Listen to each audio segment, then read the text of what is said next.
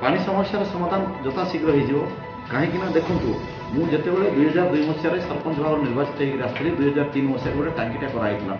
माने बोरवेलटा गोटे कराइला आम हिडलीटार आउ टांकी गोटे कराइला कुसुमजोर पाखे बाद आम पंचायतर हिडली डंगर उपर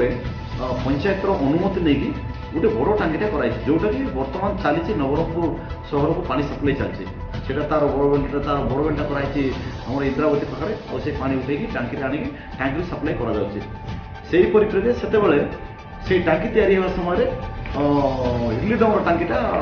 कंप्लीट हो नाला तेणुक मु आम पंचायत रे कुसुमजोर पाखे गोटे टांकी से जगह गोटे बोरवेल करी मोर पंचायत हिडली नुआ हिडली राजाबागुड़ा एवं एलडीपुर शासन ये 3टा गाँव को पानी सप्लाई करी चलला आज प्राय 15-20 वर्ष होगा से पानी चलिक आसला किंतु 6-7 मास तले से बोरवेलटा चौक होगला आम आरडब्ल्यूएसएस को खबर देती सी आसी वाश करने चेष्टा करते से जो मोटरटा भीतर अच्छे समरसेबल मोटरटा से मोटरटा बाहरी पार्ला नहीं से भीतर चौक होगी लगिगला बहुत चेष्टा प्रचेषा सत्वे मोटर कौन प्रकार ऊपर को उठला नहीं पानी अल्प अल्प आस जो द्वारा लोक को असुविधार सम्मुखीन होगा पड़े पानी अल्प बाहर मुझे आरडब्ल्यूएसएस मिसिकी कथबार्ता कर नुआ बोरवेल खोलने आम चेष्टा करूँ नुआ बोरवेल खोलने गत सप्ताह है